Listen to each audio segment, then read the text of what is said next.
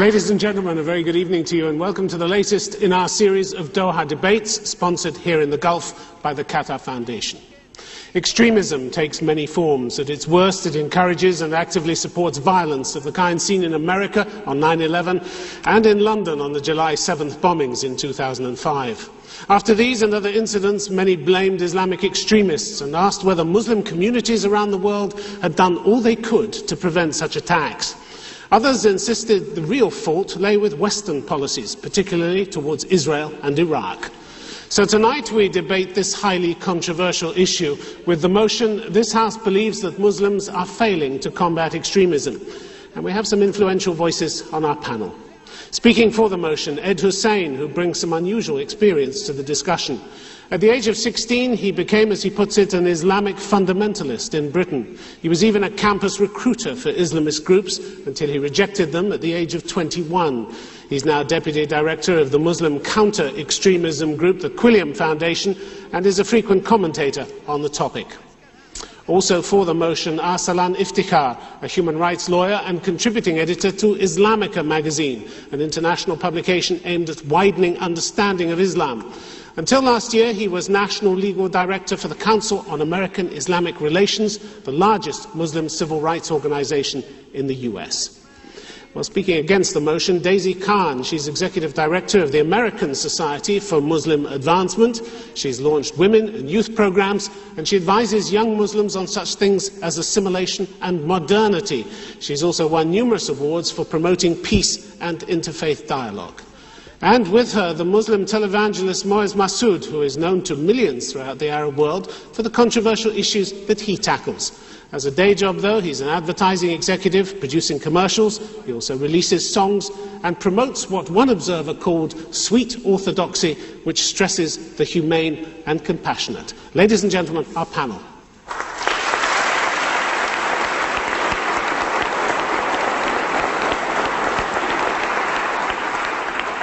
And now let me call first on Ed Hussein, please, to speak for the motion. Thank you, Tim. Ladies and gentlemen, I was born and raised in London, but at the age of 16, my world changed. At the outset, at school, I was introduced to literature from people such as Sayyid Qutb and Maududi, and gradually the people I kept company with, the group I hang out with, changed my mind to the extent, based on the literature that I was reading from those individuals and others, that I started to disagree fundamentally with my parents' kind of Islam. My neighbors were increasingly seen in my mind as kuffar. The language of jihad that was put out in those books was the language that I increasingly used myself on college campuses up and down Britain.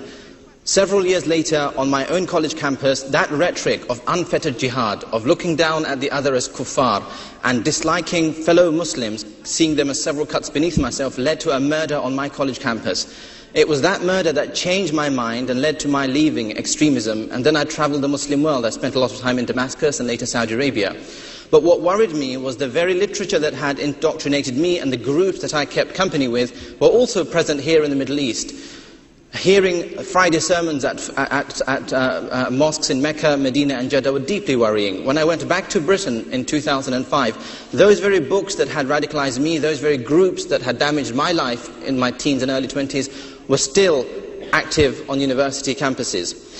And it worries me today, as I sit here in a city like Qatar, that it's home to a leading scholar who, without any reservations, gives endorsement for suicide bombings, killing of innocent people in the Arab-Israeli conflict. It's that double standard that we apply, it's that disregard for innocent human life that worries me deeply. And I sit here today and implore on you to make sure that at the end of this debate you vote for the right side, and you vote and you be honest with ourselves and say out loud that's enough of burying our heads in the sand, and it's high time that we admitted that the nature of the problem and that we Muslims thus far have not done enough to combat extremism. Ed Hussein, thank you very much indeed. Ever since the attacks, the major attacks, 9/11, 7/7 in London, Muslims have marched, Muslims have condemned violence, they've issued fatwas. What more do you expect them to do? From where I sit, I don't see deep, sincere moral outrage. The fact that cleric but they've after expressed cleric. that time and again, on television, in newspapers, in articles, in letters written by clerics. Where are the vast demonstrations against the killings in Iraq on a daily basis between Shia and Sunni Muslims? Where are the vast demonstrations against clerics who are issuing fatwas of suicide bombing and thus endorsing the killing of innocent human beings? I don't see those mass protests on our streets. Yes, the odd fatwa here and the odd fatwa there, but that said, I must pay tribute at this point to the good work done by people like Sheikh Ali Jumma, Sheikh Abdullah bin Bayya, Habib Ali al-Jifri. They're the good guys, but they're the exception. The vast majority of the Muslim street thus far hasn't risen up in the numbers that it should against the moral outrage that we see happening all around us. But by telling Muslims you have to do more, do more, do more, this constant refrain, prove that you're not terrorists, prove that you don't have links with extremists, you risk pushing them into a corner, don't you? It's not about doing marginalising more. them in society. It's not about doing more, it's probably about doing less of certain things. The fact that after 9/11 in 2001 there were only about 13,000 madrasas in Pakistan teaching extremist Islam, and now we have 25,000, that tells you a lot. The fact that report after report shows that the vast majority of Muslims don't see a clash between extremism and moderate Islam, that also tells you something.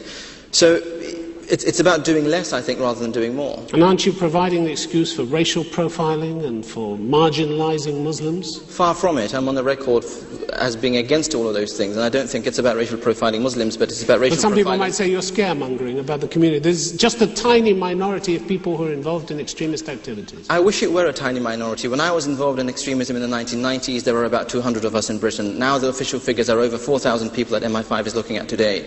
So the numbers, sadly, are on the increase, and the fact that we've had huge attacks, such as 9/11, 7/7, Bali, the conflict in Iraq, just indicates that the problem, where it was rhetorical in the 1990s, has now become practical, and it's become the default violent culture among people who have grievances based on religion and politics. All right, Ed Hussain, thank you very much indeed. Now let me call please on Daisy Khan to speak against the motion. I am rejecting this motion because I'm part of the combat team that is working against extremism. And soon you will see a tidal wave of visionary Muslim thought and activism mounting on the horizon, which will change the face and focus of Muslim life worldwide. This change is already here. Extremism is found in all religions and ideologies, and unfortunately Islam is no exception. But I'm here to share the good news with you today, that an era of extremism is over. Almost over. Fortunately, extremists in the Muslim world are a fraction of a fraction of a fraction. But sadly, the media has continually amplified and neglected the peaceful efforts of the silent majority. For instance, last month, 10,000 Muslim ulema and others in India denounced the tactics used by the extremists. In 2004 in Jordan, a Amman message signed by 184 eminent clerics rejected takfir, proclaiming others as infidels, and it barely got a mention. These initiatives that take back Islam from the extremists is big news, but our news media is more interested in what is the latest gossip on Britney Spears. No wonder there is a perception that Muslims are twitching their thumbs and doing nothing. When I say a tidal wave is mounting on the horizon, I am not saying this lightly. I am part of this tidal wave. 3 years ago, I knew that my way of combating extremism was showing success, small successes. I felt a personal burden to continue and had to leave my very nice, cushy corporate job of an interior architect, and I began to empower agents of change, Muslim women and young Muslim men and women leaders. Before you vote, I ask you to think about one thing. Do not forget the tireless effort of ordinary combatants like myself and others here in this room who are fighting extremism without ever raising a sword, using a stick, a stone, a bullet, or a bomb. This peaceful tactic, led by visionary men and women, leaders, are forming the tidal wave, the wave that will push away all remnants of extremism once and for all. Thank you. Daisy Khan, the era of extremism is over. You seem to live on another planet from Ed Hussain. Ed Hussain sees the same people radicalizing fresh generations of youth in Britain. He sees books being sold outside mosques calling for the death of non-believers, and you say the era of extremism is over. How can you? I'm here to tell you that Muslims are doing enough. That is enough. If those books are still being sold outside mosques in London, that's enough. Being sold outside mosques in London, that's enough. That's if you want to measure success as what is the win. Successes are small successes that lead to the big success. But this doesn't worry you at all? I want to focus on. These things don't worry you at all? These things don't worry me because I am seeing a new era approaching. And the era of extremism is over. Based on what? How are you seeing a new era? Because when these people are still polls after polls putting will out tell the you same that propaganda. Polls after polls will tell you that the general public has no appetite for extremism anymore. Extremists have not done anything for society. If anything, they have set back our society. And it's time for all of us to rise. You mentioned polls, but take over. let me mention a poll to you. After the 7/7 bombings in London, 79% of Muslims thought their community should be more responsible for preventing Muslims from becoming bombers. So they see a gap there. They don't think that Muslims in their communities are doing enough to prevent these bombers coming out. But you ignore that. Well, it's if you are waiting for somebody else to create the change, Tim. I mean, ordinary people have to take back the responsibility, and that's what I'm doing. I'm talking about the work that I'm doing. And I know many other efforts that are going on all over the world that are really contributing to us pushing back extremism once and for all. Daisy Khan, thank you very much indeed. Now, please, could I call on Arsalan Iftikhar to speak for the motion? Thank you, Tim. Ladies and gentlemen, good evening and assalamu alaikum. This motion should be voted for three major reasons. Number one, and first and foremost, it is a religious, spiritual, and moral obligation for us Muslims to self-reflect and speak out against injustice wherever it occurs, and most importantly, regardless of whoever the perpetrator is. We must clean our own house first before we can expect others to have any sort of sympathy for our causes. Secondly, we've also lost credibility with the rest of the world because of our selective outrage. And the reason that I call it selective moral outrage is because we see protests and riots going on during the Danish cartoon controversy with Gillian Gibbons, the English teacher in Sudan, who was almost imprisoned and given lashes for innocently naming a teddy bear, Muhammad.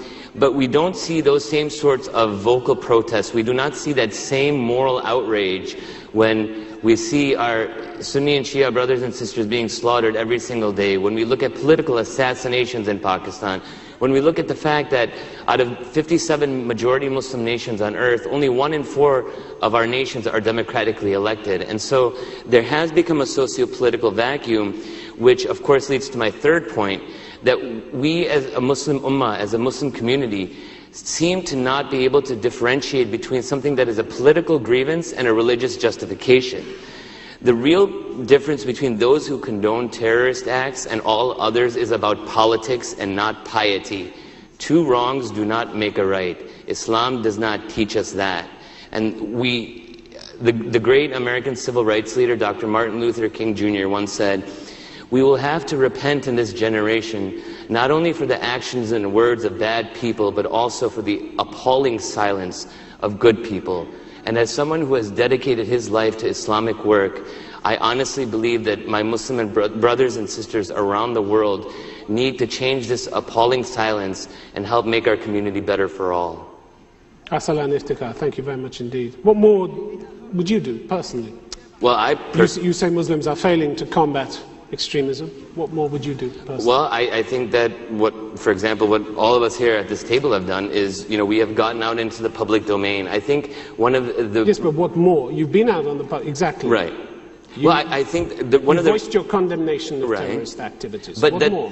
But we can tell that that's not having a resonating effect when 24% of Americans say that they do not want Muslims as their neighbors, when 49% of Americans, according to a Gallup poll, say that Islam inherently is more of a violent religion than other religions. But is it your fault that that attitude has taken It is away? our collective fault, and as a Muslim, as a part of the global ummah, as a part of the global Muslim community, we all have to accept responsibility, because these are people who are claiming to act in the name of our faith, and it is high time for us to stand up and as loudly as they say it, we must say that this will not be done in our name. So more outrage, more condemnation. Absolutely. We should. Why do you hold Muslims to a higher standard than everybody else in society? Because I am a Muslim, and because Islam holds Muslims to a higher standard. If nobody else is going to take the moral high ground,